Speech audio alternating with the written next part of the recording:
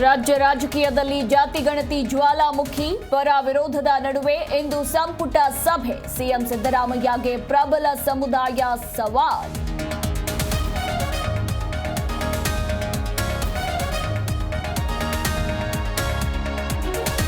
ಆಡಳಿತ ವಿಪಕ್ಷಗಳ ನಡುವೆ ಬೆಲೆ ಏರಿಕೆಯ ಕದನ, ಅತ್ತ ಜನಾಕ್ರೋಶ, ಇತ್ತ ಕಾಂಗ್ರೆಸ್ ಪ್ರತಿಭಟನೆ, ಅಗತ್ಯ ವಸ್ತುಗಳ ಬೆಲೆ ಹೆಚ್ಚಳ ಖಂಡಿಸಿ ಹೋರಾಟ.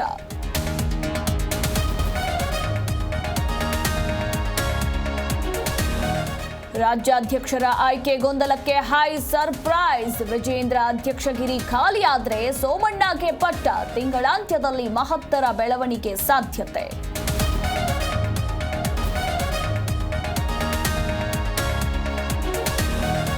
ರಾಮನಗರದಲ್ಲಿ ಹೆಚ್ಚಾದ ಬೈಕ್ ವೀಲಿಂಗ್ ಹಾವಳಿ, ಪುಂಡರನ್ನ ಹಿಡಿಯಲು ಹೋದ ಪೊಲೀಸರ ಮೇಲೆಯೇ ಹಲ್ಲೆ, ಸೈಫ್ ಖಾನ್ ಸೇರಿ 6 ಮಂದಿ ವಿರುದ್ಧ ಎಫ್ಐಆರ್.